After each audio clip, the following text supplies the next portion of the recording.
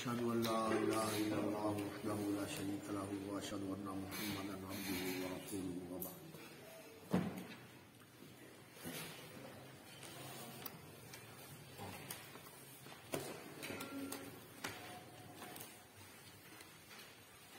محکم اور متشابہ آیات کی ورود اور اس کا پس منظر، اس کا سبب اور اس کی حکمت اور اس کا کچھ معنی اور مفہوم یہ بیان ہوا. اب کہتے ہیں کہ قرآن مجید میں متشابہات آیات کا ورود کن مقاصد اور کس پس منظر میں ہوا ہے یہ تو آپ جان چکے. وَبَقِيَ أَن نَذْكُرَ لَكَ مَرَاتِبَ التَّشَابُهِ وَتَفَاوُتَ أَسْبَابِهَا، کہ تشابہ کے مرتبے کیا ہیں، مدارج اور اس کی منازل کیا ہے، اور اس کا تشابہ کا جو سبب ہے اس میں کیا فرق ہے. وَأَنَّهَا فِي مَنْ انتَهَا إِلَيْهِ اسْتِقْرَاؤُنَا الآن، اب تک کا جو ہمارا استقراء اور جمع اور ان کی تلاش سے حاصل ہونے والی جو معلومات ہیں اس میں 10 مراتب 10 مرتبے. اولاها معان قصد ایداؤها فی القرآن وقصد اجمالها. سب سے پہلا مرتبہ تو یہ ہے کہ کچھ ایسے معانی مقصود ہیں جنہیں قرآن مجید میں رکھا جائے. اودع یودع، ایداع کا معنی کیا ہوتا ہے؟ ودیعت کرنا، رکھنا، سمو دینا. ایسے معانی جن کو قرآن میں سمونا اور قرآن مجید میں ان معانی کو ملحوظ اور محفوظ رکھنا مقصود ہے. وقصد اجمالها، اور ان معانی کو مجمل رکھا گیا ہے. اما لعدم قابلیت البشر لفہمها ولو فی الجملہ، یا تو اس لیے کہ انسانوں میں انہیں سمجھنے کی صلاحیت اور لیاقت ہی نہیں، ولو فی الجملہ، اگرچہ فی الجملہ کلی طور پر. ان قلنا بوجود المجمل الذي استأثر اللہ بعلمہ، اگر ہم یہ کہیں کہ قرآن مجید میں ایسے مجمل مقامات ہیں اور ایسے مجمل کلمات ہیں یا ایسی مجمل تراکیب ہیں جن کا معنی اللہ کے سوا کوئی جانتا ہی نہیں، ایسا مجمل، اس لیے مجمل کو سمجھنے کے لیے بیان کی ضرورت ہوتی ہے. یا اس کے ساتھ یہ بھی ملا لیا جائے کہ اللہ نے اپنے رسول کو بتا دیا، اللہ جانتے ہیں اور اللہ کے رسول جانتے ہیں صلی اللہ علیہ وسلم. علامہ سیاتی وَنَحْنُ لَا نَخْتَارُ، کہتے ہیں میں یہ بات صحیح نہیں سمجھتا. وَإِمَّا لِعَدَمِ قَابِلِيَتِهِمْ لِكُنْهِ فَهْمِهَا، ایک تو معنی یہ ہے کہ اس کے بارے میں کچھ بھی نہیں جانتے. دوسرا یہ ہے کہ اما لعدم قابلیتہم لِكُنْهِ فَهْمِهَا، وہ اس کی کنہ اور حقیقت کو نہیں جانتے، اس کی ان اور لم کو نہیں جانتے. انیت، حقیقت اور کسی چیز کی ماہیت، کسی چیز کی کنہ، یہ تقریباً ایک جیسے الفاظ ہیں، یہ ایک ہی مفہوم کو ادا کرتے ہیں. انا حقیقت کو ظاہر کرتا ہے، انیت الشیء، ماہیت الشیء، ماہیہ، ما ہوا، اس میں بھی اس چیز کی جو اصلیت ہے وہ واضح کی جاتی ہے. اور حقیقت الشیء، حق کا معنی ہوتا ہے ثبوت اور استقرار، یعنی جس چیز کے ساتھ یہ چیز ٹھہری ہوئی ہے، جو اس کا کیان ہے، جو اس کا وجود ہے، جو اس کی حقیقت ثابتہ ہے واقعہ اور نفس الامر میں، وہ کیا ہے. اور اسی طرح کنہ الشیء اقتناء، یعنی بالکل اس کے اندر تک جان لے انسان کے اس کے اندر کیا چیز ہے. تو یہ الفاظ تقریباً ایک دوسرے کی جگہ پر استعمال ہوتے ہیں اور یہ سارے قریب المراد الفاظ ہیں. وَإِمَّا لِعَدَمِ قَابِلِيَتِهِمْ لِكُنْهِ فَهْمِهَا، یعنی اس کی جو کنہ ہے اور جو اس کی ماہیت ہے اس کو نہیں سمجھ سکنے کی صلاحیت. فَأُلْقِيَتْ إِلَيْهِمْ عَلَى وَجْهِ الْجُمْلَةِ، تو وہ چیزیں اجمالی طور پر ان لوگوں کو بتا دی گئی ہیں کہ ان سے کچھ تو چیز ان کے ذہن میں آ جاتی ہے، جیسے میں نے عرض کیا تھا کہ جو اللہ رب العزت کی صفات ہیں ان کا معنی تو مفہوم ہے. استواء کا معنی معلوم ہے، استقرار، علو، ارتفاع، تمکن، یہ استقرار کے معنی میں چیزیں آتی ہیں، لیکن اس کی حقیقت اور ماہیت کیا ہے اور اس کی کیفیت اور حالت کیا ہے یہ نہیں ہم سمجھتے. اسی طرح سمع ہے، اسی طرح بصر ہے، بلکہ وجود ہی ہے. اللہ رب العزت کا وجود تو کوئی شک ہی نہیں ہے کہ وہ الحق ہے، سب سے متحقق وجود اللہ رب العزت کا ہے، جس سے سارے وجود وابستہ ہے اور وجود میں آئے ہیں. اگرچہ اللہ رب العزت کے بارے میں ہمارا عقیدہ یہ ہے کہ یہ اللہ کے ساتھ اس طرح وابستہ نہیں ہے کہ جڑے ہوئے ہیں. اللہ رب العزت بائن عن خلقہ، اپنی مخلوق سے الگ اور جدا ہے. مخلوق الگ ہے، اللہ رب العزت کی ہستی الگ ہے، لیکن یہ اللہ کے ساتھ جڑے ہوئے ہیں. کس طرح؟ اللہ کے ارادے کے ساتھ، اللہ کے ارادے کے ساتھ جڑے ہوئے ہیں. کریں گے تو جیسے ہم کسی چیز کو اب دیکھتے ہیں، دیکھنا تو اللہ رب العزت کو برحق ہے، لیکن کیفیت یہ ابھی تک ہمارے علم میں نہیں ہے. یہ اسی وقت معلوم ہوگا جب دیکھیں گے.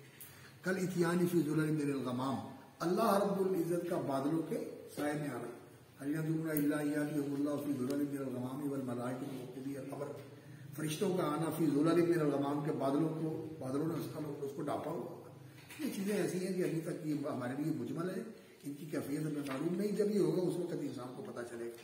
اس وقت بھی اس کی پوری کیفیت اور پوری کنہ جو ہے یہ انسان نہیں جان سکے گا، اس لیے کہ انسان کا یہ جو ہے وما اوتیتم من العلم الا قلیلا، یہ رہنا ہی رہنا ہے انسان کے ساتھ. اللہ رب العزت والا علم انسان کو کبھی نہیں مل سکتا. انسان نے خدا کبھی نہیں بن جانا، انسان نے کبھی بھی خدا نہیں بن جانا. وثانیتہما معانی قصد اشعار المسلمین بها وتعین اجمالها مع امکان حملها على معانی معلومۃ لكن بتاویلات.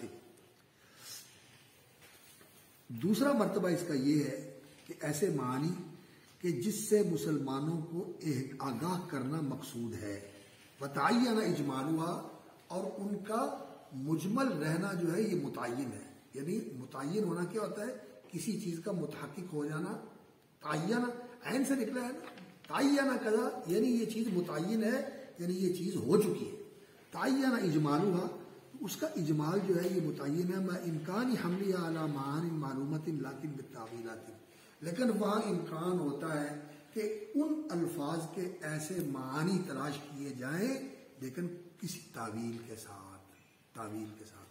کحروف اوائل سوری و نحو الرحمن والعرش استوى ثم استوى الى السماء، جس طرح کے یہ الفاظ ہیں. اب یہ جو بات ہے کہ استواء العرش کی تعویل یا جو اوائل السور میں حروف مقطعات ہیں ان کی تعویل، اور اسی طرح اللہ رب العزت کے ثم استوى الى السماء فسواهن سبع سماوات، اس توجہ اور اس قصد کی تعویل. اس تعویل کا معنی ہم تو یہ کرتے ہیں کہ تفسیر. اس کی تفسیر کیا ہے؟ یعنی اس کا معنی جو لغت کے اندر ہے وہ معنی بیان کر دینا. تو استوا کے جو معنی لغت کے اندر ہیں، علا، وارتفع، واستقر، وتمکن، یہ معنی جو ہے نا لغت کے اندر استعمال ہوتے ہیں. استوا علی شیء، اور استوا الی الشیء کے معنی کیا ہوتے ہیں؟ استوا الی کذا توجہ الیہ قصدہ وتوجہ الیہ. تو یہ لغت کے اندر جو معنی ہے یہ معنی اس کے لیے یہاں ہم کہیں گے کہ یہ ثابت ہے، باقی اس کی کیفیت یہ ہمیں معلوم نہیں. اور بعض حضرات نے یہ کہا کہ استوا علی العرش کا معنی یہ ہے کہ اللہ رب العزت جو عرش تعبیر ہوتی ہے حکومت سے، اقتدار سے تعبیر ہوتی ہے، اقتدار سے تعبیر ہوتی ہے. تو ثم استوى علی العرش کا معنی یہ ہے کہ اقتدار کے عرش کے اوپر اللہ رب العزت متمکن ہو گئے، مستقر ہو گئے، یعنی پھر اللہ رب العزت پورے جہان کو کنٹرول فرما رہے ہیں. یہ ان کی تعبیر ہے. ہمارے حضرات کہتے ہیں کہ اس سے یہ لازم آتا ہے کہ کیا پہلے اللہ رب العزت مقتدر نہیں تھے، اب پھر بعد میں مقتدر ہوئے؟ تو استولا کا معنی جو کرتے ہیں کہ اللہ رب العزت کیا پہلے استیلا نہیں تھا، غلبہ اور تسلط اور تمکن اور اقتدار اللہ رب العزت کا نہیں تھا کائنات کے اوپر، جو بعد میں حاصل ہوا ہے؟ تو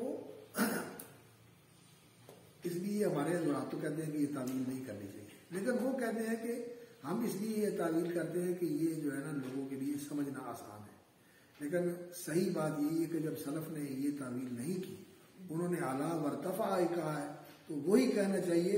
اور جس طرح ہم دوسری چیزوں کے بارے میں کیفیت جو ہے اس کے بارے میں کہتے ہیں کہ الکیف مجہول، یہاں بھی وہی بات کہہ جانی چاہیے، یہی زیادہ سلامتی والا راستہ ہے۔ لیکن ان لوگوں کے بارے میں بھی اس طرح کا جو ہے نا شدید موقف رکھنا، وہ کچھ علماء تو اس کو کہتے ہیں کہ یہ کیونکہ تعریف کا دروازہ کھولتا ہے اس لیے ان کا موقف سخت ہے، اور بعض لوگ کہتے ہیں کہ نیت اچھی ہے، اچھی نیت سے انہوں نے کیا ہے، اللہ کی تنزیہ کے لیے کیا ہے، تو نیت اچھی ہے اس لیے جو ہے نا چلو ہم کہتے ہیں کہ غلطی کی ہے لیکن نیت اچھی ہے تو اللہ تعالیٰ معاف کرے۔ اور کیا کیا جائے، بڑے بڑے جو ائمہ ہیں اور بڑے بڑے جو علماء ہیں، قاضی ابو بکر باقی لامی ہیں، امام نووی رحمۃ اللہ علیہ ہیں، حافظ ابن حجر ہیں، اور اسی طرح قاضی یاز ہیں، علامہ مازری ہیں، یعنی اکثریت جو ہے علماء کی وہ سارے اسی اشعری یا ماتریدی فکر کے قائل ہیں، لیکن اللہ تعالیٰ اور زیادہ جو ہے استقامت نصیب فرمائے۔ اہل سنت جو اس طرح کی تعویلات سے بھی بچتے ہیں، ہم کہتے ہیں کہ یہ تعویل جو ہے تعریف کا دروازہ کھولتی ہے۔ اس سے کیا ہوتا ہے، انسان کے اندر پھر تعریف آتی ہے اور پھر رکتی نہیں ہے، پھر آگے سے آگے آگے سے آگے پھر ایسی تعریف آتی ہے جیسے باطنیوں نے تعریفیں کی اور شیعہ تعریفیں کرتے ہیں کہ دین ہی ختم ہو گیا، دین ہی ختم ہو گیا۔ انہوں نے یہ بنا لیا کہ بس اس سے مراد یہ ہے، اس سے مراد یہ ہے، اس سے مراد یہ ہے۔ اور اگر آپ ان تعریفات کا کبھی مطالعہ کریں تو سچی بات ہے کہ بالکل پورا دین جو ہے انہوں نے ہوا میں اڑا دیا۔ اب اس دور کے اندر وہ جو ہے نا غلام احمد پرویز، یہ ایک بڑا جدید مفکر تھا اور اس نے قرآن کی تفسیر بھی لکھی، قرآن کی لغت بھی لکھی، قرآن کے فلسفے پر بھی اس نے بہت کچھ کام کیا، انکار حدیث کی تحریک کا بڑا وہ جو ہے نا بانی تھا اور بہت لوگوں کو متاثر بھی کیا اس نے۔ وہ کہتا تھا کہ یہ جو 5 وقت کی نماز ان لوگوں نے بنائی ہوئی ہے اور کہتے ہیں کہ 5 وقت کی نماز پڑھیں، یہ 5 وقت کی نماز کیا ہے؟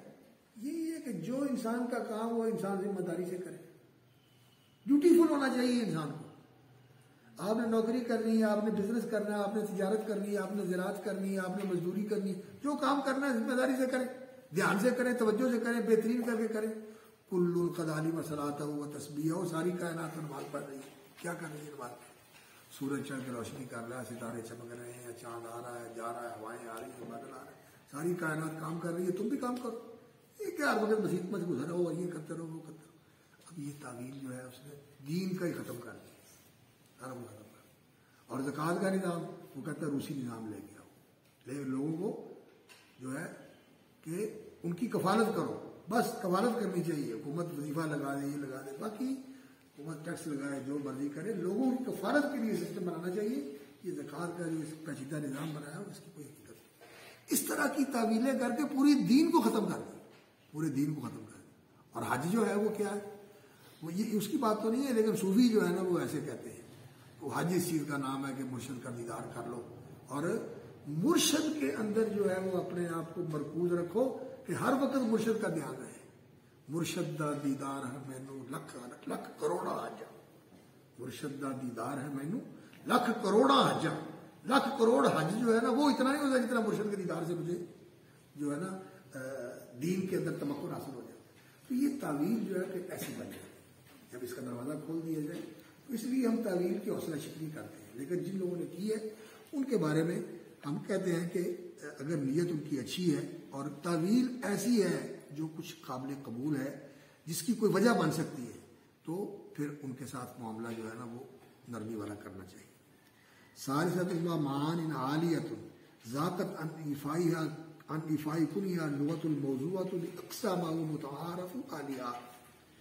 تیسرا مرتبہ یہ ہے کہ ایسے اعلیٰ درجے کے معنی ایسے اعلیٰ درجے کے معنی جن کی حقیقت و اصلیت بیان کرنے سے جو لوگوں کے مابین متعارف لغت ہے، جو لوگوں کے مابین معروف لغت ہے، وہ لغت ان معانی کی تعبیر کے لیے ضیق ہے، اس میں یہ طاقت نہیں ہے کہ یہ ان معانی کی تعبیر کر سکے۔ فعبر عن تلك المعانی باقصى ما يقرب معانیها الى الافهام، تو پھر قرآن مجید کے اندر اللہ نے تعبیر فرمائی ہے ان معانی سے اس اعلیٰ درجے کی تعبیر کے ساتھ جس کے ساتھ ان معانی کو ذہنوں کے قریب کیا جا سکتا تھا۔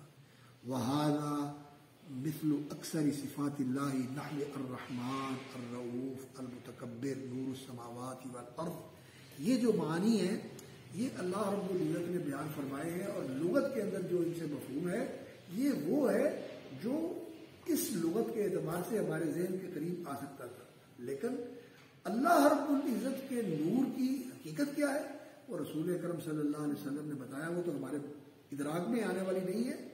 اللہ رب العزت نور، اللہ رب العزت نور ہے، لو حجابہ النور، اور اللہ رب العزت کا حجاب بھی نور ہے، اب ہے بھی نور اور حجاب بھی نور ہے، کیسے ہے یہ چیز؟ ہماری سمجھ سے ماورا ہے۔ لو کشف عن وجہی احرقت سبحات وجہی من انتہا الیہ بصرہ، اللہ رب العزت ایسا نور ہے۔ اب جو نور کی ہمیں سمجھ تو آتی ہے کہ نور روشنی کا نام ہے، لیکن اللہ رب العزت کا نور جو ہے بس ہم اس کے بارے میں اتنا ہی جان سکتے ہیں کہ ہمارے نزدیک تو بڑے سے بڑی روشنی جو ہے وہ سورج کی روشنی ہے، سورج کی روشنی بڑی سے بڑی روشنی ہے، تو اللہ رب العزت کی روشنی جو ہے کہ سورج کی روشنی بھی اس کے مقابلے میں کوئی حیثیت نہیں رکھتی، اس کے مقابلے میں کوئی حیثیت نہیں رکھتی۔ رابعتها معان قصرت عنها الافهام فی بعض احوال الوصول، چوتھا درجہ یہ ہے کہ ایسے معانی جن سے قاصر تھے لوگوں کے فہم فی بعض احوال الوصول کچھ زمانوں کے اندر، وَأُودِعَتْ فِي الْقُرْآنِ لِيَكُونَ وُجُودُهَا مُعْجِزَةً قُرْآنِيَّةً عِنْدَ أَهْلِ الْعِلْمِ فِي قُصُوفِ عُصُورٍ قَدْ يَضْعُفُ فِيهَا إِدْرَاكُ الْإِعْجَازِ النَّظْمِي، یعنی ایسے معنی کہ بعض قصرت عنها الافہام فی بعض احوال العصور، یعنی زمانے کے بعض حالات کے اندر ان کے جاننے سے انسانی فہم جو ہے وہ کوتاہ تھا، عاجز تھا، قاصر تھا۔ وَأُودِعَتْ فِي الْقُرْآنِ، اور وہ معانی قرآن مجید میں ودیت کیے گئے ہیں، رکھے گئے ہیں، قرآن میں رکھے گئے ہیں تاکہ ان کا وجود جو ہے یہ قرآن کا معجزہ ہو، عند اہل العلم فی عصور، اہل علم کے لیے ان زمانوں میں قد یضعف فیہا ادراک الاعجاز لیکون ادراک الاعجاز النظمی، جو قرآن مجید کی فصاحت و بلاغت کا اعجاز ہے۔ اب اس کو عربوں نے تو جانا، لیکن اب عربوں جیسا ذوق اور فصاحت و بلاغت کا وہ شعور اور وہ احساس کہ قرآن مجید کے الفاظ کو سن کر انسان اس کی بلاغت اور اس کی فصاحت کو اس طرح جان سکے جیسے عربوں نے جانا تھا، یہ آج ہمارے اندر نہیں ہے، عربوں کے اندر بھی نہیں ہے، اس لیے کہ یہ چیز ان میں آہستہ آہستہ کمزور ہو گئی۔ بعض جن لوگوں نے محنت کر کے ریاضت کر کے اپنے اندر یہ ملکہ پیدا کیا ہے کہ وہ اپنے اندر پرانا عربی ذوق زندہ کر لیتے، ایسا ہو جاتا ہے، ریاضت سے ایسا ہو جاتا ہے۔ انسان کو اللہ رب العزت نے جو ذہن دیا ہوا ہے اور جو قوتیں دی ہوئی ہیں، یہ ریاضت کے ساتھ انہیں بہت بڑھایا جا سکتا ہے، بہت پالش کیا جا سکتا ہے، بہت آگے بڑھایا جا سکتا ہے۔ تو کئی لوگوں کے اندر یہ چیز ہوتی ہے کہ وہ اپنے اندر یہ ملکہ پیدا کر لیتے ہیں، لیکن سارے لوگ ایسے نہیں ہوتے، تو ان کے اندر یہ اعجاز جاننے کی صلاحیت نہیں ہوتی جو قرآن مجید کی فصاحت و بلاغت کا اور قرآن مجید کے الفاظ کی حلاوت کا اعجاز ہے۔ تو پھر اللہ رب العزت نے ایسے اس کے اندر علمی اعجاز رکھ دیے ہیں اور ایسے معنی رکھ دیے ہیں، وَالشَّمْسُ تَجْرِي لِمُسْتَقَرٍّ لَهَا ذَلِكَ تَقْدِيرُ الْعَزِيزِ الْعَلِيمِ، اور لَلشَّمْسِ يَنبَغِي لَهَا أَن تُدْرِكَ الْقَمَرَ وَاللَّيْلُ سَابِقُ النَّهَارِ۔ اب یہ چیز تو اس وقت بھی لوگوں کو نظر آتی تھی اور انہوں نے چاند کی منزلیں بھی بتائی ہوئی ہیں کہ چاند ان منازل میں سفر کرتا ہے، اور آج چاند اس منزل میں ہے، آج چاند اس منزل میں ہے، اور اسی طرح جو ہے نا آسمان کے ستاروں میں بھی انہوں نے منزلیں بتائی ہوئی ہیں۔ لیکن جس طرح انسان نے آج ان چیزوں کو سمجھا ہے वश्शम्सु तजरी लिमुस्तक़र्रिन लहा, कि सूरज चला जा रहा है अपने ठिकाने की तरफ, लिमुस्तक़र्रिन लहा।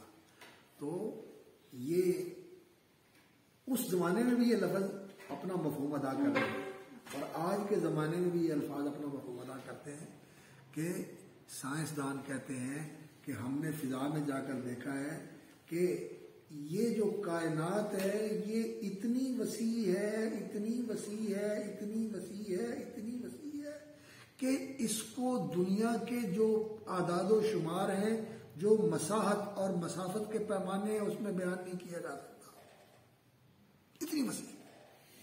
इतनी वसी कायनात है।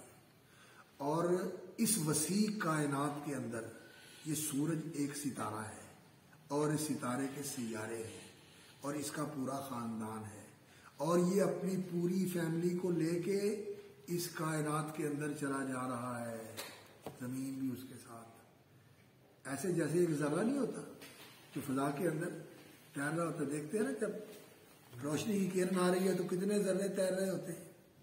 इसी तरह एक जर्रा है ये सूरज और उसकी पूरी फैमिली जो इस कायनात के अंदर तैर रही है। और इस तरह के लाखों करोड़ों सूरज हैं और उनकी फैमिलियां हैं और वो इस कायनात के अंदर तैर रही हैं और आ रही हैं, जा रही हैं। और ये एक ठिकाना है जिसकी तरफ बढ़ रहा है और जब वहां पहुंच जाएगा इधर शम्सु कुव्विरत। ये आज के इंसान ने इसका मुशाहदा किया इस दौर में। तो ये अल्लाह रब्बुल इज़्ज़त ने जो इसके अंदर ये चीज बयान फरमाई है, उस वक्त का इंसान तो यही कहता था कि ये गुरूब हो जाता है, लेकिन आज का इंसान जानता है कि इसका गुरूब होना जो है वो ये माना नहीं है। गुरूब हो जाता है, हमारे लिए उसकी रोशनी गुरूब हो जाती है, लेकिन जमीन के ऊपर बाकी रहती है, आगे बढ़ती रहती है रोशनी।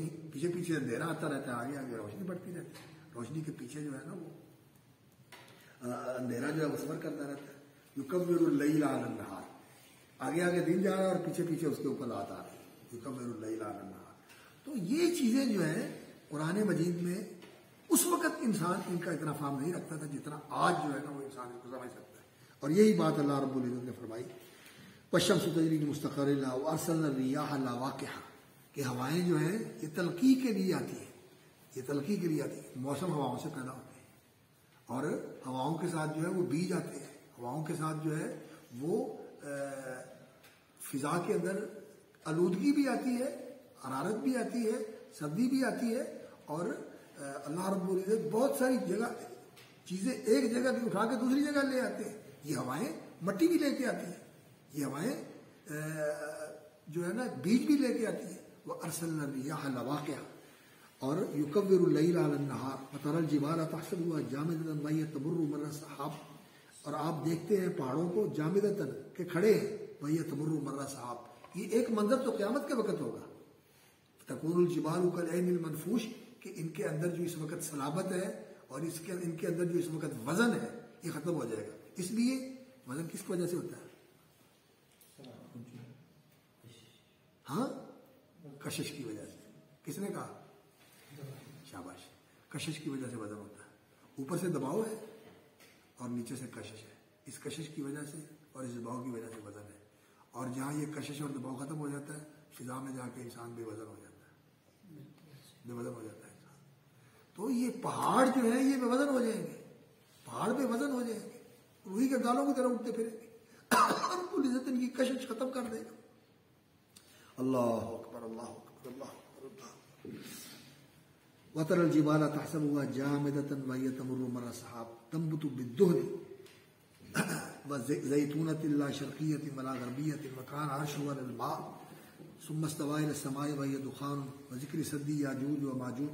तो ये चीजें जो है अल्लाह रब्बुल इज़्ज़त ने बयान फरमाई हैं, लेकिन इनका इस तरह तसव्वुर और इनका फाहम उन लोगों को हासिल नहीं हुआ था जो उस वक्त मौजूद थे। लेकिन आने वाले वक्तों में लोगों ने इनकी ताकीक की, लोगों ने इनके बारे में जाना और इसको समझा। तो अब इनको जो इन चीजों की अजमत समझ में आई है, तो वो कुरान मजीद में तो वो मौजूद है, लेकिन इसका इदराक जो है वो अब हुआ इंसान को। और अभी भी पूरा इदराक नहीं हुआ, अभी भी पूरा इदराक नहीं हुआ। इंसान जो समझता है थोड़ा थोड़ा समझता है, थोड़ा समझता है। ला युहीतूना बिशैइन मिन इल्मिही इल्ला बिमा शाअ। थोड़ा सा अल्लाह रब्बुल इज़्ज़त देते हैं اور جتنا بھی انسان کو مل جائے الا قلیلہ ہی ہوتا ہے، وہ قلیلہ ہی ہوتا ہے۔ خامسۃ مجازات و کنایات مستعمرۃ فی لغت العرب الا ان ظاہرها اوہم معانی لا یلیق الحمل علیہا فی جانب اللہ تعالی۔ ایسے مجازات، مجاز اس کو کہتے ہیں، ایک تو مجاز ہوتا ہے خلاف حقیقت، اور ایک مجاز کا معنی ہوتا ہے عربی کے اندر جس کا استعمال جائز اور سائل ہے۔ مجاز کا معنی جائز، اور ایک چیز یہ رائج ہے، یہ ایک چیز چلتی ہے۔ اسی سے ہی امام ابو عبیدہ معمر بن المثنی جو بہت بڑے لغت کے امام ہیں، اور امام بخاری رحمۃ اللہ علیہ، ان کا ہی قول جو ہے وہ صحیح بخاری میں تفسیر کے اندر ذکر کیا کرتے ہیں، اور وہ جو ہے انہوں نے کتاب لکھی ہے مجاز القرآن۔ مجاز القرآن یعنی قرآن مجید کے مشکل الفاظ کی تفسیر، اور مجاز القرآن یعنی کہ عربی زبان کے اندر جو چیزیں جائز اور سائغ اور رائج ہیں اور وہ استعمال ہوتی ہیں، جیسے کہ ہم کہتے ہیں جرى النہر، جرى النہر، نہر جو ہے وہ بہہ رہی ہے، بہہ کیا رہا ہوتا ہے؟ پانی۔ نہر تو وہ ہے جو پانی بہتا ہے، جو اس کے بہنے کی جگہ ہے، تو یہ عربی میں چلتا ہے، یہ عربی میں جائز ہے، ایسے استعمال کرنا جائز ہے۔ اور پھر دوسرے علماء نے اس کی ایک جو ہے نا وہ ایک پورا فن بنا دیا حقیقت اور مجاز کا، اور انہوں نے کہا کہ اس مجاز سے مراد مجاز عقلی ہے، اور مجاز عقلی جو ہوتا ہے وہ کسی چیز کی نسبت جو ہے اس دوسری چیز کی طرف کر دی جائے کسی ملابست کی وجہ سے۔ تو یہاں علاقہ کیا ہے؟ جرن نہرو کے اندر پانی جو ہے چونکہ نہر کے اندر ہوتا ہے تو پانی بہ رہا ہوتا ہے، تو پانی کی جگہ جو ہے وہ نہر ہے، تو اس لیے ہم کہہ دیتے ہیں کہ جرا النہر، نہر بہ رہی ہے، حالانکہ بہ پانی رہا ہوتا ہے۔ تو یہ دونوں کے درمیان میں علاقہ اور تعلق کیا ہے؟ ظرفیت کا۔ نہر ظرف ہے اور پانی مظروف ہے، مظروف بہ رہا ہے اور اس بہنے کی نسبت ظرف کی طرف کر دی گئی۔ انہوں نے اس کو مجاز عقلی بنا دیا، اور اس مجاز عقلی کو پھر وہ کہہ دیتے ہیں کہ حقیقت کی نفی بھی کی جا سکتی ہے۔ تو بہت بڑے علامہ ہیں اس دور کے، ان کی کتابیں پڑھا کریں، خاص طور پر جو اضواء البیان ہے، بہت ہی بڑے عالم تھے، بہت ہی بڑے عالم تھے۔ اللہ مجھے بس ان کو صرف کچھ دن دیکھنے کی سعادت حاصل ہوئی ہے، جب ہم مدینہ یونیورسٹی میں داخل ہوئے تھے نا، تو وہ شوال کا مہینہ تھا، شوال، ذوالقعدہ اور ذوالحجہ میں وہ فوت ہو گئے۔ تو آتے جاتے نا ان کو دیکھا، اور ان کے بیٹے ہمارے کلاس فیلو تھے، ان کے بیٹے ہمارے کلاس فیلو تھے، تو بس ان کی شکل دیکھی ہے، چہرہ ان کا یہ اب سامنے ہے، لیکن اس وقت ان کے بارے میں یہ پتہ نہیں تھا کہ کتنی بڑی ہستی ہے، لیکن جیسے جیسے ان کے بارے میں پڑھا اور پھر جو ہے اللہ کو پتہ چلا کہ وہ کتنا بڑا عالم تھا۔ انہوں نے کتاب لکھی ہے، وہ کہتے ہیں کہ عربی لغت کے اندر مجاز اور حقیقت ہے، لیکن قرآن کے اندر وہ والا مجاز جس کی نفی کی جا سکتی ہے کہ یہ مجاز جو ہے، اگر میں کہتا ہوں رأیت کل زید الاسد، زید الاسد، شجاعت کی وجہ سے زید الاسد کہہ دیتا ہوں، تو اس کی نفی کی جا سکتی ہے زید لیس باسد بل هو رجل، ہے نا یہ؟ تو کہتے ہیں کہ اس کی نفی کی جا سکتی ہے، لیکن قرآن مجید کے اندر جو چیزیں آئی ہیں وہ ایسی حقیقتیں ہیں کہ ان کی نفی نہیں کی جا سکتی کہ یہ قرآن ہے۔ انہوں نے کتاب لکھی ہے منع جواز المجاز فی القرآن، قرآن مجید کے اندر مجاز نہیں ہے، لغت میں مجاز ہے۔ اور ابن تیمیہ رحمۃ اللہ علیہ کیا کہتے ہیں؟ وہ کہتے ہیں لغت میں بھی مجاز نہیں ہے، وہ کہتے ہیں لغت میں بھی حقیقت ہے۔ تو انہوں نے درمیان والا راستہ اختیار کیا، وہ کہتے ہیں کہ نہیں، قرآن میں مجاز نہیں ہے، لیکن لغت میں اس کا انکار کرنا یہ بات صحیح نہیں ہے، لوگ استعمال کرتے ہیں۔ تو مجاز جو ہے اس سے مراد کیا ہوتا ہے؟ اس سے مراد ہوتا ہے وہ چیز جو عربی زبان میں استعمال ہوتی ہے، جو عربی زبان میں استعمال ہوتی ہے، اس کو مجاز کہتے ہیں۔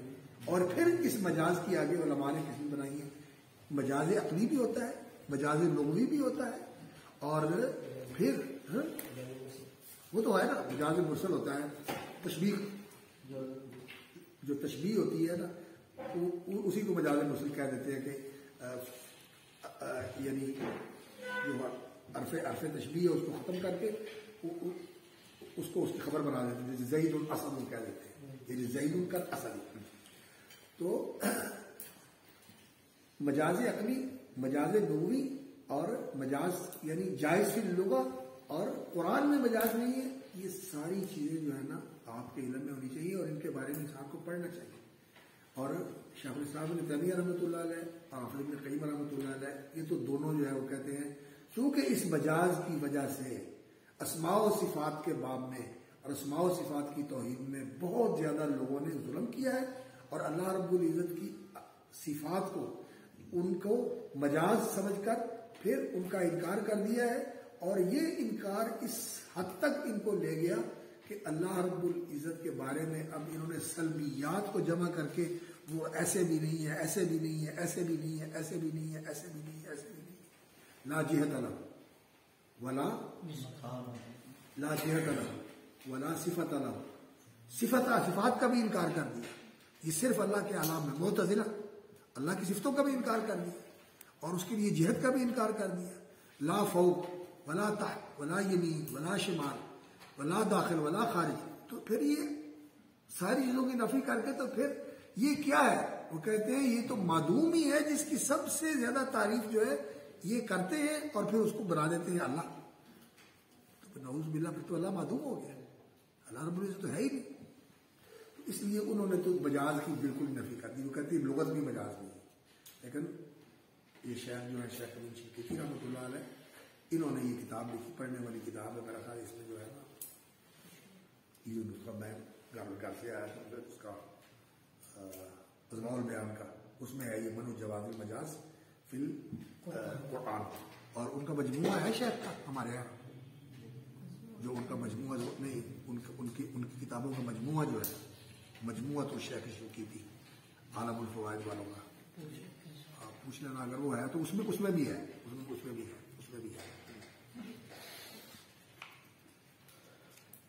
خامسۃها مجازات و کنایات مستعملۃ فی لغۃ العرب الا ان ظاہرها اوهم معانی لا یلیق الحمل علیہا فی جانب اللہ تعالی لاشعارها بصفات تخالف کمال الالہیۃ وتوقف فریق فی محملها تنزیہا. بعض لوگ تو ان کا معنی ثابت ہی نہیں کرتے، جیسا کہ فإنک بأعیننا والسماء بنیناها بأید ویبقى وجہ ربک وجہ عین ید. تو بعض لوگوں نے کہا کہ اس سے مراد ید سے مراد قوت ہے، وجہ سے مراد ذات ہے اور عین سے مراد اللہ رب العزت کا بصر ہے. اللہ تعالیٰ بصیر ہے نا، اس کا دیکھنا ہے. لیکن کچھ علماء نے کہا کہ نہیں، اللہ رب العزت کے لیے یہ صفتیں ثابت ہیں، ان کو اسی معنی کے اندر ثابت کرنا چاہیے، لیکن اس کی کیفیت اور کنہ جو ہے اس کے بارے میں خاموشی اختیار کرنا چاہیے. وہ کہنا چاہیے کما یلیق بشانہ ہی. اور کچھ فریق کہتے ہیں کہ اس کے معنی کا ہمیں معلوم ہی نہیں ہے، اس لیے ہم اس کے بارے میں یہ کہتے نہیں. لیکن جو اس کا ظاہر معنی یہ ثابت نہیں ہے. ثابت کون سا معنی ثابت ہے؟ اللہ اعلم. وہ کیا ہے؟ یہ کون سے ہیں؟ ان کو کہتے ہیں واقفیہ. یہ کہتے ہیں کہ انک بأعیننا، تم ہماری آنکھوں کے سامنے ہو. کہتے ہیں اس سے کیا مراد ہے ہم نہیں جانتے، اس سے مراد ہمیں معلوم نہیں ہے.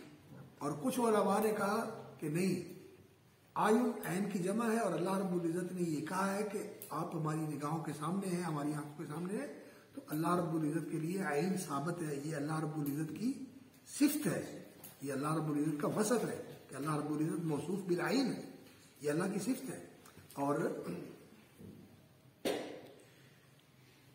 لیکن اللہ رب العزت کی عین جو ہے وہ کسی بھی مخلوق کی عین کے ساتھ مشابہ نہیں ہے. فرشتوں کی بھی عین ہے اور حیوانات کی بھی ہے، انسان کی بھی ہے، جنات کی بھی ہے. لیکن لیس کمثلہ شیء، اللہ رب العزت کے لیے جو عین ثابت ہے، جو اس نے اپنے لیے ثابت کی ہے. حافظ ابن حزم رحمۃ اللہ علیہ جو ہے نا وہ اس بارے میں یہ کہا کرتے ہیں للہ عین ولہ عینان ولہ اعین. اب کیسے ہے؟ وہ کہتے ہیں کہ یہ اللہ رب العزت ہی جانتا ہے. تو وَلِتُصْنَعَ عَلَىٰ عَيْنِي، اللہ رب العزت یہ بھی فرمایا تو میری آنکھ کے سامنے پرورش پائے.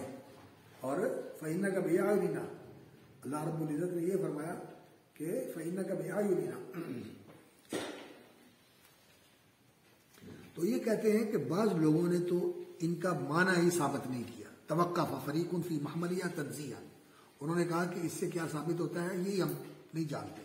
کچھ نے کہا کہ نہیں، ان کا جو ظاہر معنی ہے یہ ثابت ہے، لیکن اس کی کیفیت اور اس کی شباہت اس کی طرف ہم تعرض نہیں کرتے. ہم کہتے ہیں کہ لا لیس کمثلہ شیء، اور اللہ رب العزت کا وجہ جو ہے وہ بھی اللہ رب العزت کی ذات کے لیے ہی ہے، جیسے اس کی ذات بے مثال ہے، اسی طرح اس کا وجہ بھی بے مثال ہے. وَيَبْقَى وَجْهُ رَبِّكَ کیا ہے؟ ذُو الْجَلَالِ وَالْإِكْرَامِ.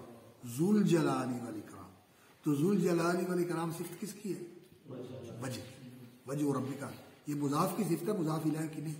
تو اس کا مطلب ہے ذو الجلال والاکرام وجہ ہے. تو اس کا معنی یہ ہوا کہ یہ وجہ سے مراد رب نہیں ہے، بلکہ وجہ الرب ہے. وجہ الرب ہے. یہ علماء نے ایسے ان چیزوں کے اوپر لوگ غور کرتے ہیں اور پھر اس سے دلیل لیتے ہیں. جو علماء جنہوں نے کہا کہ اس سے مراد اللہ کی ذات ہے، وجہ الربی کا ذات الربی، تو کہتے ہیں وجہ الربی اگر مراد ہے تو پھر ذو الجلالی کیوں کہا ہے؟ وجہ الربی کا ذی الجلال والاکرام کہنا تھا. اس لیے جلال و اکرام تو رب کے لیے، تو وجہ سے مراد اللہ کی ذات ہے، اور وجہ جو ہے یہاں صلہ ہے، زائد ہے. تو پھر اس کے جو ہے نا ذی الجلال والاکرام جو ہے وہ اس کا اعراب رب کے مطابق ہونا چاہیے، تو وجہ کے مطابق نہیں ہونا چاہیے. تو اس لیے علماء نے جو ہے نا یہ چیزیں استعمال، اور یہ جو مصنف ہے نا یہ سلفی نہیں ہے، یہ سلفی نہیں ہے، یہ بھی معولین میں سے ہے، اشعری ہے. تو ان کا رجحان بھی اسی طرف ہے. لیکن ہمیں جو چیزیں ملتی ہیں ہمارے فائدے کی اور جو دوسری جگہ نہیں ملتی وہ ہر جگہ سے لیتے. ہم راضی سے بھی لیتے ہیں اور ابن تیمیہ سے بھی لیتے ہیں، اور ابن تیمیہ نے راضی کی تردید کی ہے، اور راضی رحمۃ اللہ علیہ جو ہے انہوں نے معتزلہ کی تردید کی ہے. لیکن سب کے پاس کچھ نہ کچھ ہے جو لینا پڑتا ہے اور لینے کے لیے جانا پڑتا ہے. اور باقی ان ربک یفصل بینہم، معاملے سارے اللہ کے ہاتھ میں ہیں. تو فیصلے کرنے لوگوں کے یہ اپنے ہاتھ میں نہیں لینے چاہیے، یہ کام اللہ کا ہے، اللہ کے اوپر چھوڑ دینا چاہیے. وسادستها الفاظ من لغات العرب لم تعرف لدى الذين نزل القرآن بينهم. ایسے الفاظ قرآن مجید کے اندر ایسی لغت کے استعمال ہوئے ہیں جن کی زبان میں قرآن نازل ہوا تھا وہ نہیں جانتے تھے، جیسے قریش والانصار مثل فاکہۃ وابا او یاخذهم على تخوف ان ابراہیم لأواہ حلیم ولا طعام الا من غسلین. غسلین کا معنی کئی عربوں کو پتہ نہیں تھا. اسی طرح اواہ ان کا معنی معلوم نہیں تھا. حضرت عمر نے کہا کہ مجھے معلوم نہیں کہ اب سے کیا مراد ہے. او یاخذهم على تخوف. وروي أن عمر قرأ على المنبر او یاخذهم على تخوف فقال ما تقولون في التخوف؟ فقال شيخ من هذيل هذه لغتنا التخوف والتنقص. فقال عمر هل تعرف العرب ذلك في أشعارها؟ قال نعم. قول أبي بكر يصف ناقته تخوف الرحل منها تامكا قريدا كما تخوف عود النبعة السفين. تو کہتے ہیں او یاخذهم على تخوف، یا اللہ رب العزت ان کو پکڑ لے تنقص على تخوف على تنقص، گھٹتے گھٹتے گھٹتے گھٹتے گھٹتے گھٹتے، یعنی تھوڑا کرتے کرتے کرتے کرتے اللہ رب العزت کو بالکل ختم کر دیں. تو تنقص اس کا معنی ہے. یہ بھی ایک معنی ہے. آپ دیکھیں گے نا اس میں ترجمے کی کتاب میں، تفسیر میں، تخوف کا معنی خوف بھی ہے. یاخذهم على تخوف یعنی پوری طرح انسان خبردار ہے اور وہ بچاؤ کر رہا ہے، لیکن اپنے پورے خوف کے ساتھ بندوبست کرنے کے باوجود اللہ رب العزت پکڑ لیتا ہے. ایسے ہوتا ہے، ایسے ہوتا ہے. صدر سادات تھا، انوار السادات، وہ اس کی بیوی نے کہا جیکٹ پہن جا کیا؟ کہنے لگا آج تو میں جا رہا ہوں سلامی لینے کے لیے، پریڈ ہے، قومی ڈے ہے اور نیشنل ڈے کے اوپر سلامی ہونی ہے، تو آج یہ جیکٹ پہننے کی کیا ضرورت ہے؟ تو وہ جیکٹ پہننے بغیر چلا گیا، اور وہ وہاں بیٹھا ہوا اور فوجی جو ہے اس کو سلوٹ کرتے ہوئے نکل رہے ہیں، جا رہے ہیں. ایک فوجی جو ہے پتہ نہیں کیا نام تھا اس کا، اسلام بولی، وہ نکلا اس سے، مسدس اس کے پاس تھی، وہ ایسے کر کے نا اس نے جا کر 9-10 گولیاں اس سادات کو مار دی. یعنی بندوبست سارے کیے ہوئے ہیں اور کوئی سوچ نہیں سکتا ہے. اندرا گاندھی کے معاوضے نے اس کو مار دیا. یعنی اللہ رب العزت جو ہے اللہ تخوف، ڈرتا ہے، بندوبست کرتا ہے، سارا کچھ ہے، لیکن پھر بھی اللہ پکڑ لیتا ہے. یہ تو معنی صحیح ہے، لیکن ایک معنی تخوف کا یہ بھی ہے کہ اللہ تخوف ہی نہیں، اللہ ترقص، اللہ چیز کو گٹا گٹا گٹا گٹا گٹا کے ختم ہی کر دیتے ہیں، ختم ہی کر دیتے ہیں۔ تو اب کا معنی، اب سے مراد کیا شاید ابو بکر نے کہا تھا یا عمر نے کہا تھا، ابو بکر دونوں کے بارے میں آتا ہے کہ مل اب، لیکن میرا خیال ہے اب کا معنی ایک ہی ہے چارہ، واقعتاً یہ ہمارا پھل جو ہم کھاتے، اور اب جو ہے یہ جانوروں کے لیے ایسا چارہ ہے جو ان کے لیے پھل کی حیثیت رکھتا ہے۔ ایسی چیزیں ہوتی ہیں نا جانوروں کے لیے، ایک ہوتی ہے پیٹ بھرنے والی اور ایک ہوتی ہے جن سے ان کو مزہ آتا ہے۔ اب وہ کون سی چیز ہے بالتعیین، یہ انہیں تعیین کے ساتھ معلوم نہیں، یہ تو معلوم ہے کہ یہ ایسا چارہ ہے جو ان کے تفقع کے لیے ہوتا ہے، ان کے تفقع کے لیے ہوتا ہے، تو لیکن وہ کون سا ہے یہ بذات معلوم نہیں تھا۔ لیکن بعض لوگ کہتے ہیں کہ ان کو اس کے معنی کا پتہ نہیں تھا، لیکن یہ بات ذرا بعید ہے، اس لیے کہ وہ عرب تھے اور قریشی تھے اور ان کی لغت میں قرآن مجید نازل ہوا ہے، شاید انہوں نے اس کی ذات تعیین کرنا چاہا، تو بعد میں پھر انہوں نے کہا کہ نہیں رہنے دو، ذات کی تعیین کرنے کی ضرورت نہیں، ساری ازواج ہی مراد ہے۔ جو اب ہر علاقے کے اندر اونٹوں کے لیے سادان مرا ولیس کالسادان، سادان جو ہے یہ ایک پودا ہوتا ہے جس کو اونٹ بڑا ہی خوش ہو کے کھاتے ہیں، بہت خوش ہو کے کھاتے ہیں، اور یہ ان کے لیے پھل ہے، جیسے ہمارے لیے آم ہوتے ہیں یا سیب ہوتے ہیں یا انگور ہوتے ہیں، تو ان کے لیے یہ سادان جو ہے یہ پھل ایسا ہے، یہ چارہ ایسا ہے جو بہت خوش ہو کے کھاتے ہیں۔ اور ہمارے جو جانور ہوتے ہیں ان کے لیے لوگ یا ونڈا بنا دیتے ہیں، وہ تو خیر دوسری غذا ہے، لیکن جو چارے ہوتے ہیں ان کے لیے جو گھاس ہوتا ہے نا زمین کے اوپر، اس گھاس کو وہ بہت خوش ہو کے کھاتے ہیں۔ جو گھاس ہوتا ہے نا اس کو وہ جو ہوتا ہے اس کو کیا کہتے تھے، چری گھاس، وہ کھالے نہیں ہوتے پانی کے، پانی کے کھالوں کے اوپر وہ گھاس اگتا ہے اور ذرا تیز ہوتا ہے۔ ایک گھاس ہوتا ہے یہ جو پلاٹوں میں ہم لگاتے ہیں، اور ایک گھاس وہ ہوتا ہے جس کی جڑیں ہوتی ہیں، اور نہیں ایک تو ہوتا ہے جس کے تنکے ہوتے ہیں، تنکے جڑوں والا گھاس، اور ایک ہوتا ہے جیسے سر نہیں ہوتی جس کو سرکنڈا کہتے ہیں، اس طرح کا گھاس ہوتا ہے چھوٹا چھوٹا جس کو ڈب بھی کہتے ہیں میرا خیال۔ ہاں، تو وہ گھاس جو ہے نا یہ جانوروں کو دیکھا ہے، گائیوں کو بھینسوں کو، وہ بڑا خوش ہو کے کھاتی ہیں۔ تو جو چیزیں ان کے لیے ذرا زیادہ ذائقے والی ہوتی ہیں وہ ان کے لیے اب ہے، وہ ان کے لیے اب ہے۔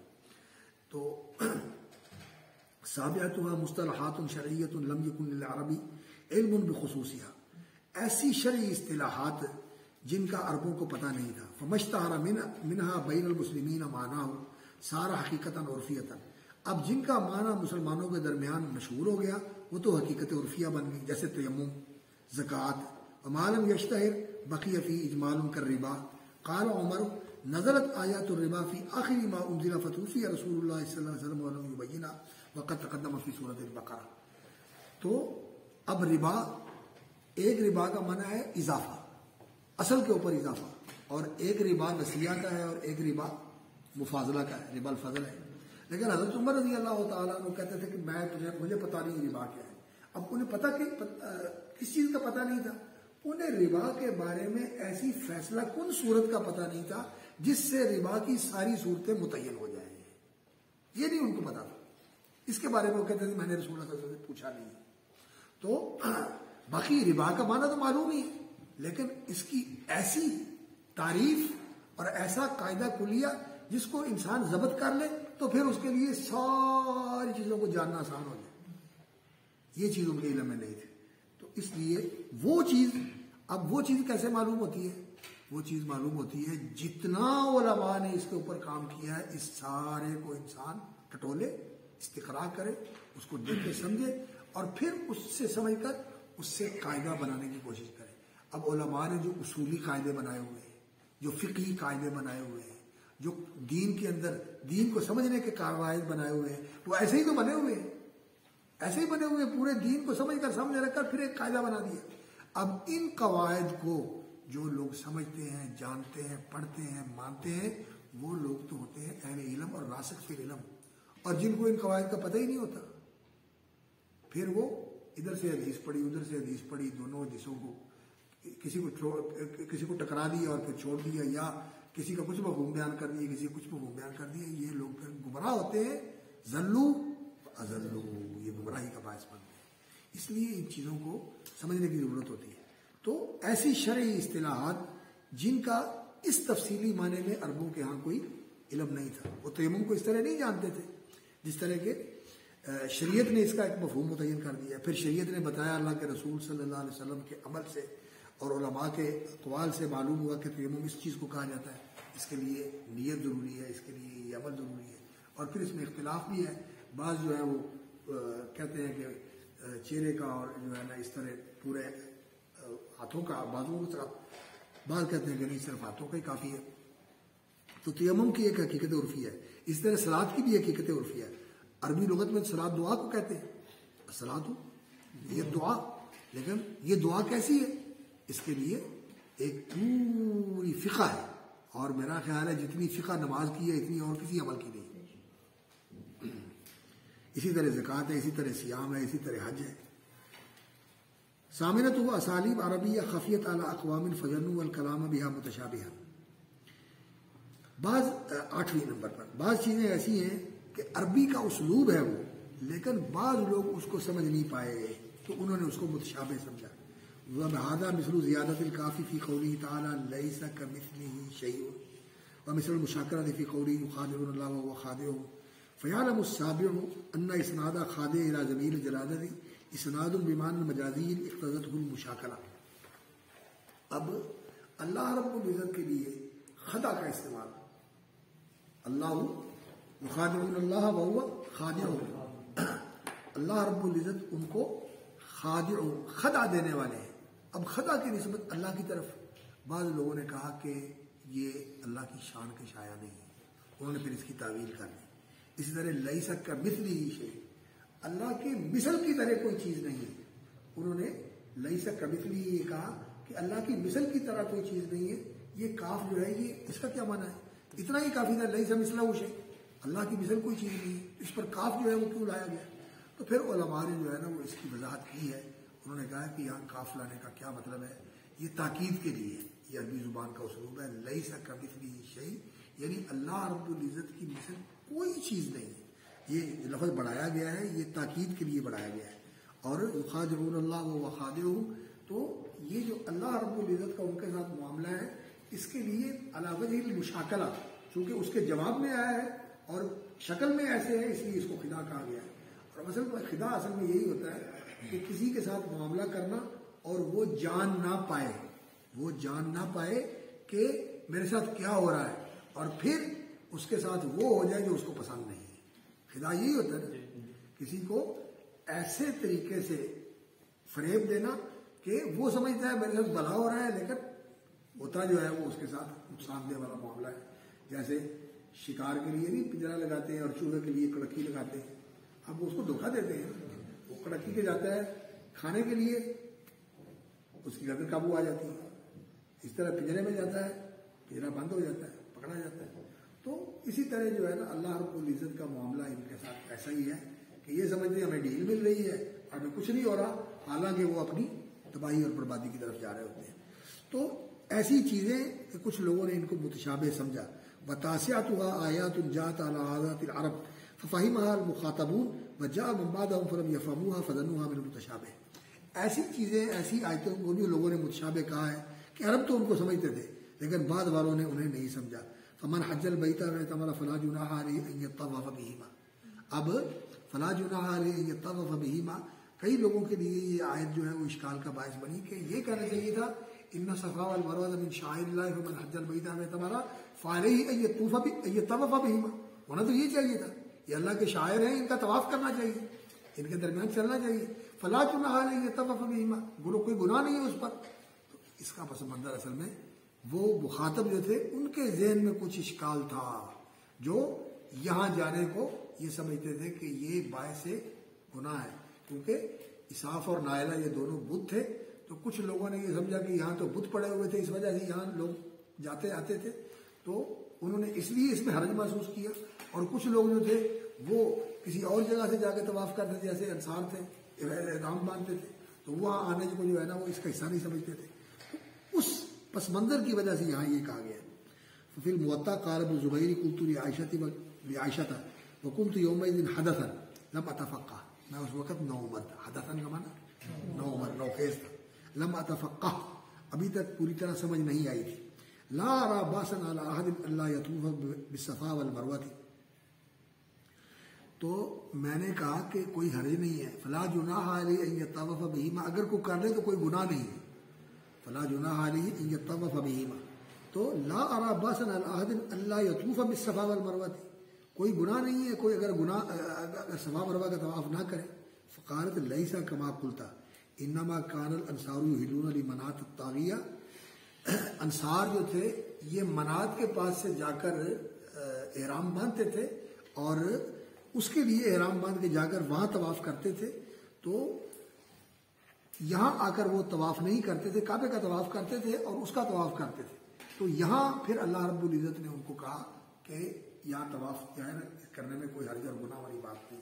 اور دوسرا یہاں جو ہے اسحاق اور نائلہ دو بت پڑے ہوئے تھے اور اس وجہ سے ان لوگوں نے اس میں حرج محسوس کیا کہ ہم یہاں کیوں طواف کریں، یہاں تو بت پڑے ہوئے ہیں. یہ تو گستاخی کی تھی، انہوں نے کعبے کے اندر گناہ کا ارادہ کیا تھا اور اللہ رب العزت نے ان کو مسخ کر کے پتھر بنا دیا. تو ان کے اس ذہن کو پیش نظر لا جناح علیہ طواف بہما قال اللہ رب العزت ومنه علم اللہ انکم کنتم تخطئون انفسکم فتاب علیکم. اس آیت کا بھی معنی جو ہے کئی لوگوں کو سمجھ میں نہیں آیا. اصل پس منظر یہی ہے کہ اللہ رب العزت نے تو صریح حکم نہیں دیا تھا، لیکن پہلی شریعتوں کا جو سلسلہ تھا اور عربوں کے اندر بھی یہ چیز رائج تھی کہ وہ رمضان کی راتوں میں بھی مقاربت سے اور کھانے پینے سے پرہیز کرتے تھے. ایک ہی دفعہ افطاری کے وقت کھاتے تھے یا سحری کے وقت کھاتے تھے، افطار نہیں کرتے تھے، یا افطاری کے وقت کرتے تھے کھاتے تھے اور سحری نہیں کرتے تھے. اور پھر شام کے وقت کھایا اور اس کے بعد سو گئے اور رمضان کی راتوں میں مقاربت بھی نہیں کرتے تھے. یہ انہوں نے دین سمجھا ہوا تھا، لیکن پھر اس پر قائم رہنا بھی ان کے لیے مشکل ہو گیا تھا. اس لیے اللہ رب العزت نے فرمایا علم اللہ انکم کنتم تخطئون انفسکم لیس علی الذین آمنوا وعملوا الصالحات جناح فیما طعموا اذا ما اتقوا وآمنوا وعملوا الصالحات. تو اب لیس علی الذین آمنوا وعملوا الصالحات جناح فیما طعموا اذا ما اتقوا وآمنوا وعملوا الصالحات. ایک صحابی جنہوں نے شراب پی انہوں نے اس آیت سے استدلال کیا کہ لیس علی الذین آمنوا وعملوا الصالحات جناح، اگر وہ پی لے تو ان کے اوپر کوئی گناہ نہیں. وہ اس سے یہ سمجھے جیسے حضرت عدی جو تھے انہوں نے وہ روزے داغے رکھ لی، تو کسی کا کسی چیز کو نہ سمجھ سکنا یہ بھی متشابہ میں بعض لوگوں نے شمار کیا ہے. لیکن یہ جو ہے نا ایسا ہی ہے کہ کسی آدمی کو سمجھ نہیں ہے، اس کو اس کے اندر ابہام جو خفاف معلوم ہوا. عاشرت ہوا افہام ضعیفۃ عدد کثیر عن المتشابہ وما هو منه وذلک افہام الباطنیہ. اور 10واں درجہ متشابہ کا یہ ہے افہام ضعیفۃ عدد کثیر من المتشابہ وما هو منه، کہ ایسے کمزور فہم عدد کثیر من المتشابہ جنہوں نے پورے دین کو ہی متشابہ بنا دیا، حالانکہ دین متشابہ نہیں ہے، دین محکم ہے. وذالک افہام الباطنیۃ وفہام المشبہۃ. تو جو دین کے اندر باطنی فکر رکھنے والے، جیسے میں نے آپ کو پرویز کا غلام محمد پرویز کی بات بتائی تھی، اسی طرح باطنیہ جو ہے اور صوفیہ، ان میں سے کئی لوگوں نے دین کا پورے کا پورا جو ہے نا نظام ہی الٹ کے رکھ دیا ہے. وہ کہتے ہیں وَاعْبُدْ رَبَّكَ حَتَّىٰ يَأْتِيَكَ الْيَقِينُ، اللہ کی عبادت کرو یقین آنے تک. جب یقین آ جائے تو پھر عبادت کی ضرورت ہی نہیں، پھر عبادت کی ضرورت ہی نہیں، عبادت ختم ہو جاتی ہے، مرتفع ہو جاتی ہے عبادت، پورا دین ہی ختم کر دیا. اور اسی طرح افہام المشبہۃ والمجسمۃ، اور اسی طرح یہ حلولی اور اسی طرح یہ اتحادی، ان لوگوں نے اللہ رب العزت کو، یہ ساری چیزیں اللہ رب العزت کا فعل ہے. واللہ خلقکم وما تعملون، اللہ نے تمہیں بھی پیدا کیا اور جو کچھ تم کرتے ہو اس کا خالق بھی وہ ہے.